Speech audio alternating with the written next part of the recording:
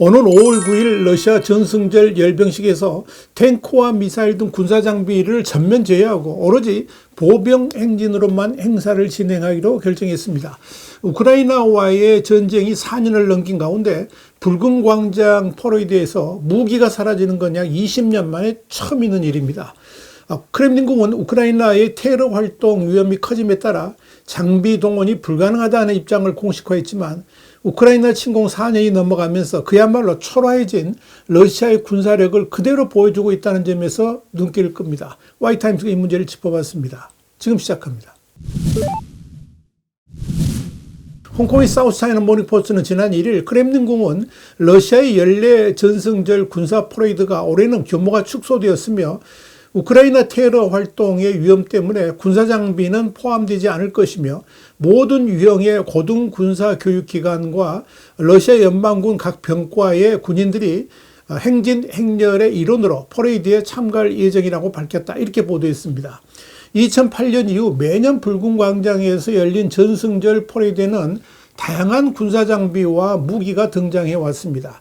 러시아의 가장 중요한 국가기념일인 5월 9일에 군사장비 행진을 볼 수 없는 것은 거의 20년 만에 처음이자 이 우크라이나와의 전쟁이 시작된 이후로도 처음 있는 일입니다. 이번 결정은 지난해 80주년 행사와 극명하게 대비됩니다. 지난해 전승절에는 중국 시진핑 국가주석을 비롯한 20여 개국 정상이 모스크바를 찾았으며 수천 명의 병력과 함께 신형 전차, 드론 등 최신 무기가 대거 등장하며 대규모 행사로 치러졌습니다. 당시 열병식에는 우크라이나 전선에서 획득한 노획 무기까지 전시된 바 있습니다. 이와 관련해 영국 파이낸셜 타임스는 러시아의 이번 결정이 우크라이나와의 전쟁에서 러시아가 심각한 역풍에 직면하고 있다는 것을 인정한 것이다. 이렇게 평가했습니다. 이번 결정의 배경에는 우크라이나의 고도화된 드론 공격이 자리하고 있습니다. 러시아 군사 전문가 루슬란 레비에프는 러시아 독립방송 TV레인과의 인터뷰에서 당국은 우크라이나군이 열병식 리허설 기간 무기 파기를 노리는 것을 우려한다면서 퍼레이드 리허설 중 직결된 장비들이 드론 타격의 표적이 될 수 있다는 우려가 이번 결정을 이끌었다라고 분석했습니다. 레베프는 또 러시아는 상당한 속도로 방공 시스템을 잃고 있으며 이는 격화되고 있는 드론 공격에 대응할 수 있는 모스크바의 능력을 약화시키고 있다. 이렇게 경고했습니다. 우크라이나의 드론 공격은 러시아 깊숙이 파고들고 있습니다. 지난달에는 러시아 상트페테르부르크 인근 석유 수출 시설이 드론 공격을 받아서 약 10억 달러의 손실이 발생했고 최근에는 석유 시설이 밀집한 서남부 항구 도시 투압세에서도 드론 공격으로 화재가 발생해서 비상사태가 선포됐습니다. 우크라이나는 자체 개발 드론과 서방 지원 미사일을 동시에 활용해서 러시아 군수 보급망과 에너지 인프라를 집중 타격하는 전략을 구사하고 있습니다. 전승절은 소련이 나치 독일을 상대로 거둔 승리를 기리는 러시아 최대의 국가 행사입니다. 매년 5월 9일이면 훈장을 단 참전 용사들이 거리로 나오고 전쟁 관련 영화와 음악이 전국을 뒤덮는 감정적 분출의 장이기도 합니다. 블라디미르 푸틴 대통령은 이 상징성을 적극 활용해서 우크라이나를 네오나치 정권으로 규정하고 이를 격퇴한다. 이런 논리로 전쟁을 정당화해 왔습니다. 그러나 4년이 지난 지금 전선은 교착 상태에 가깝습니다. 러시아군은 동부 우크라이나를 중심으로 완만한 진격을 이어가고 있지만 결정적인 돌파구를 열지 못하고 있습니다. 러시아 국방부는 꾸준히 마을 점령 소식을 전하고 있지만 돈바스 지역 전체의 완전한 장악이라는 푸틴의 목표는 여전히 요원한 상황입니다. 2022년 2월 러시아의 전면 침공 이후에 전승절 행사는 전쟁을 정당화하는 기능까지 수행해 왔습니다. 하지만 이제 같은 행사가 오히려 러시아 내부의 균열을 드러내는 창구가 되고 있다는 점이 역설적입니다.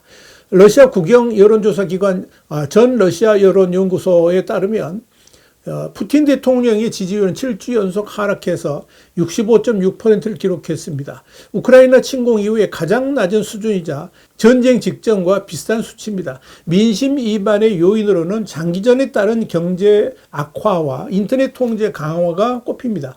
러시아 경제개발부에 따르면 올해 1월, 2월 GDP는 전년 동기 대비 1.8% 감소했고 이는 2023년 이후 첫 역성장입니다. 이번 정승절 열병식 기간에도 지난해와 마찬가지로 모스크바 도심에서 모바일 인터넷 차단 조치가 예상되고 있어서 시민들의 불만이 가중될 가능성도 있습니다. 러시아가 자랑하던 무적의 군사력 과시의 장이었던 이 전승절 퍼레이드에서 탱크와 장갑차가 사라졌다는 사실은 시사하는 바가 매우 큽니다.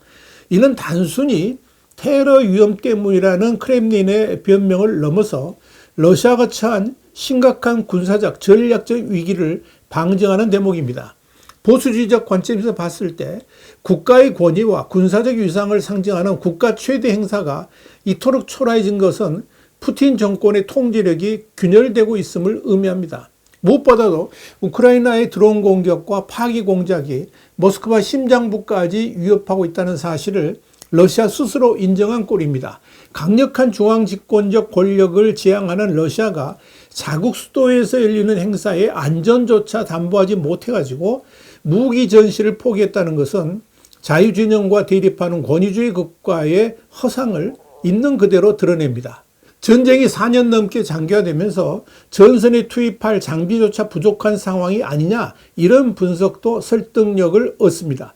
지난해만 해도 시진핑 중국 국가주석을 옆에 앉히고 신형 탱크와 드론을 뽐냈던 푸틴입니다. 그런 그가 1년 만에 무기 없는 퍼레이드를 결정한 것은 전장에 투입할 가용 자원이 그만큼 한계에 다다랐다는 신호로 읽힙니다. 미국과 서방의 지원을 받는 우크라이나가 러시아 본토를 압박하는 능력을 키워가는 동안에 러시아는 구식 전술에 매몰되어 인명피해만 늘리고 있습니다. 이번 퍼레이드 축소는 러시아군이 동부전선에서 일부 마을을 점령하며 승기를 잡았다고 주장하는 홍보전이 얼마나 허구적인지를 보여주는 단면입니다. 특히 이번 결정은 이 러시아 내부의 민심 동요를 막기 위한 고육주책일 가능성도 큽니다. 화려한 무기 행진이 우크라이나 전쟁에서 전사한 수많은 장병의 가족들에게 오히려 분노를 유발할 수 있다는 정부적 판단이 작용했을 수도 있습니다. 전쟁의 비극은 감추고 싶지만 승리의 상징성은 유지하는 푸틴의 딜레마가 반쪽짜리 퍼레이드로 나타난 겁니다. 자유진영 입장에서 봤을 때 러시아의 이런 위축된 모습은 북한과의 군사협력에 매달릴 수밖에 없는 러시아의 절박함을 재확인시켜줍니다. 스스로 세계 제2위의 군사강국이라고 자부하던 러시아가 이제는 자국의 축제조차 제대로 치르지 못하는 처지로 전락했다는 사실은 침략 전쟁의 결말이 결코 달콤할 수 없음을 시사합니다. 또한 국제사회의 제재로 인해서 첨단 무기 제조에 필요한 부품 조달이 어려워진 현실도 이번 행사에 영향을 미쳤을 겁니다. 퍼레이드에 동원될 장비들의 정비 상태나 수량이 공개되는 것이 군사기밀 노출만큼이나 치명적인 약점 노출이 될 수 있기 때문입니다. 결국 푸틴이 내세운 특별군사작전은 러시아를 국제적 고립으로 몰아넣었을 뿐만 아니라 국가의 자존심이자 근간인 전승절 행사마저 퇴색시켰습니다. 러시아 인민들이 자랑스럽게 여기던 역사적 승리의 기억은 이제 독재자의 권력 유지를 위한 초라한 배경 화면으로 소모되고 있습니다. 우리는 이번 사태를 통해 힘에 의한 현상 변경을 시도하는 세력이 맞이할 비참한 현실을 목도하고 있습니다. 모스크바 하늘에 쏟아질 삼색기보다 텅 빈 붉은 광장의 아스팔트가 현재 러시아의 국력을 더욱 정확하게 대변하고 있다, 이렇게 말씀드릴 수 있을 겁니다. 현실을 깨우치는 개혁주의적 관점에서 보면 러시아는 이제라도 무모한 침략을 멈추고 국제 질서로 복귀해야 할 것입니다. 퍼레이드에서 무기를 감추는 것이 아니라 전장에서 무기를 거두는 것이 러시아가 진정으로 사는 길임을 푸틴 정권은 깨달아야 될 것입니다. 이런 의미에서 탱크가 사라진 붉은 광장은 푸틴의 승리가 아니라 러시아의 고갈을 증명하는 역설의 무대다, 이렇게 정리할 수 있을 것입니다. YT타임스 국제정세 분석이었습니다. 감사합니다.